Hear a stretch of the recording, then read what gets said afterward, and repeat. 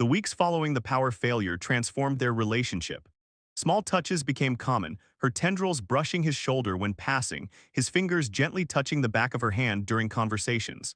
They prepared meals together, a fusion of their cultures that symbolized something neither fully acknowledged. Ellis began teaching Nick Slira human card games in the evenings. She introduced him to her species' harmonic meditation. Their once separate routines intertwined naturally, creating a rhythm that felt like it had always existed.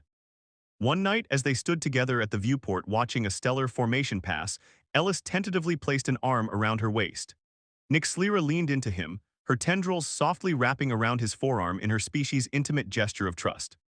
"I never expected this," he whispered, looking not at the celestial display but at her, finding someone who understands the value of quiet.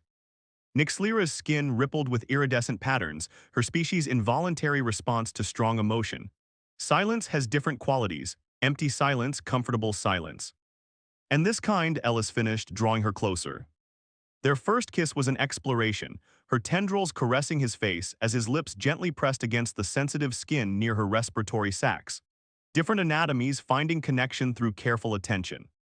Later, as they learned the language of each other's bodies in the soft illumination of her chamber, Nick Slira allowed her empathic abilities to fully open for the first time in years. The emotional current flowing between them overwhelmed her senses. His tenderness, desire, and beneath it all, a profound relief at finally being known. "You're glowing," Ellis murmured afterward, tracing the luminescent patterns pulsing across her skin. "Biochemical response to fulfillment," she explained, scientific terminology failing to capture the experience. In her native language, there was a word for the particular light emitted during moments of perfect connection. It had no translation. Morning brought unwelcome reality. The habitat door crashed open during first meal, armored figures flooding their sanctuary with weapons drawn and harsh lighting. "Ellis Kaiden, you are detained under Galactic Security Code 557, announced the lead officer, a rigid Versilian whose exoskeleton clicked menacingly. "Charges: terrorism, sabotage, and 26 counts of murder on Taro's colony." Nick Slira's tendrils flared in protective display as Ellis was forced to his knees, restraints clamped around his wrists. "There's been a mistake," Ellis said calmly, though she detected his heart rate spiking. "I was a medic at Taro's. I tried to save those people." The Versilian's mandibles flexed dismissively. "Evidence was recently discovered linking you directly to the shelter bombing. Traces of the detonation device in your medical kit, communications with known insurgents." "Falsified," Ellis insisted, looking at Nick Slira with desperate eyes. "Director Merrick blamed relief workers for exposing his weapons dealing. He's framing me." As they dragged him toward the door, Nick Slira stepped forward. "I demand verification under Station Protocol 37C rights to evidence review for cohabitating partners." The legal terminology surprised even her, residual knowledge from her diplomatic days, emerging when needed most. The officers hesitated, their neural implants likely confirming the regulation.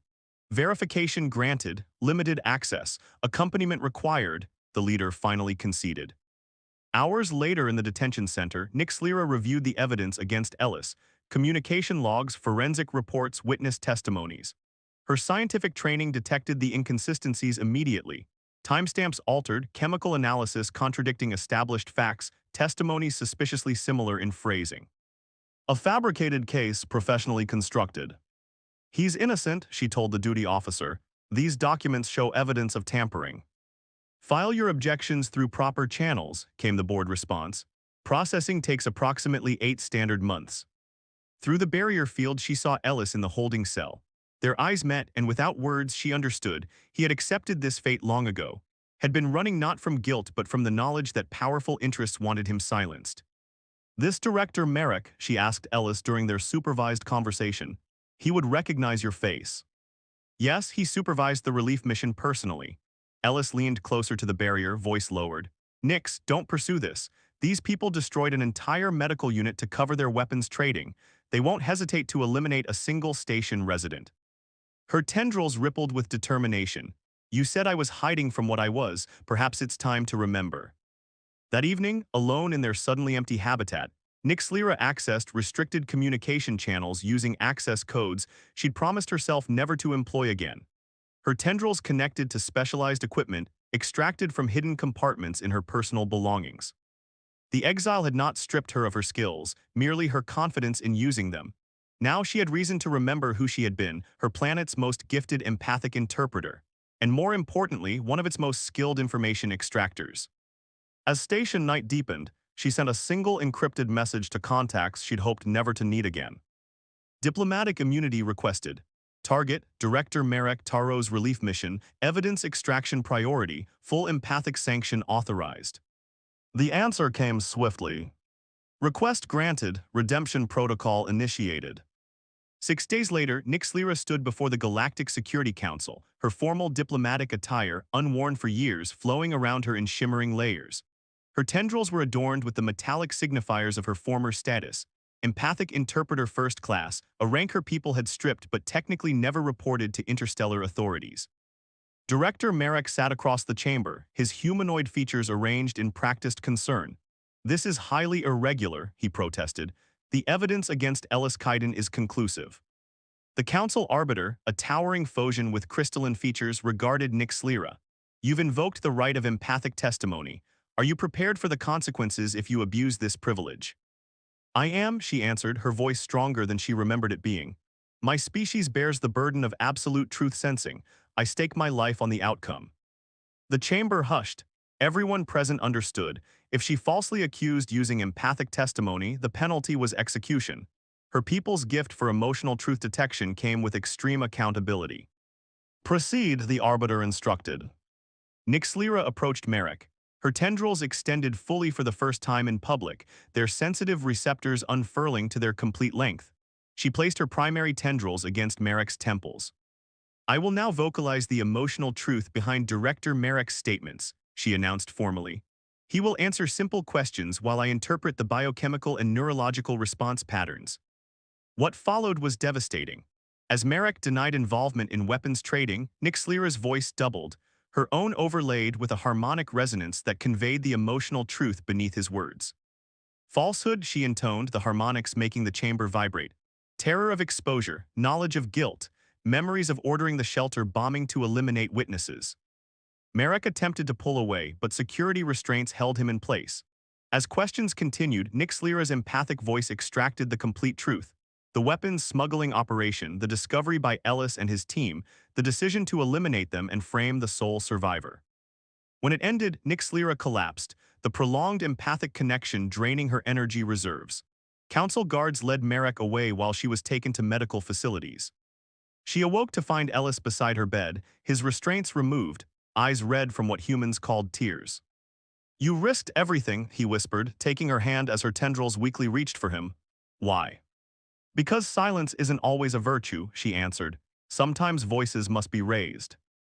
His fingers intertwined with her tendrils. "They've cleared all charges, offered reinstatement to emergency services, compensation. Will you accept?" Ellis shook his head. "I've found something more important than running from my past." His hand gently caressed her face. "If you'll have me." 3 days later, they stood in their habitat, both facing uncertain futures. The council had officially recognized Nixlira's testimony, sending formal notification to her homeworld. Whether this would lead to redemption or further condemnation remained unknown. "My people may recall me," she explained, organizing her research materials. "Or formally complete my exile, either way." "Either way, we face it together," Ellis finished. He held out a small data crystal.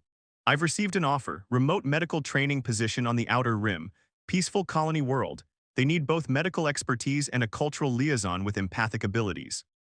Her tendrils quivered with surprise. "You wish me to accompany you?" "I wish much more than that." Ellis knelt before her, offering a small woven band made from threads of both their worlds. "My culture calls it marriage, partnership. I don't know the equivalent in your language." Her skin illuminated with the pattern that had no translation, the light of perfect connection. "Veil Torith," she said softly, soul joining across stars. As they prepared for departure, Nixlira placed one final advertisement on the station bulletin. "Habitat unit available in Sector 7, suitable for those seeking new beginnings. Previous occupants departed to find their voice among distant stars." Their transport left Meridian Station 3 cycles later. From the viewport, they watched the sprawling station recede. The place where two beings seeking silence had instead found voices stronger together than apart. Nixlira's tendrils wrapped gently around Ellis's hand as the ship accelerated toward their future. I still prefer quiet mornings, she said with affectionate humor. Ellis smiled, the full expression she'd grown to love. And I still promise not to cook sulfurous compounds. As the stars streaked into luminous trails around them, Nixlira realized that the quiet she'd sought for so long had never been about absence of sound, but absence of understanding. In finding Ellis, a being who comprehended her silences, she'd found something worth speaking for. Together they faced the view screen, the galaxy opening before them like a book of blank pages, waiting for their story to continue, no longer in whispers but in voices clear and unafraid.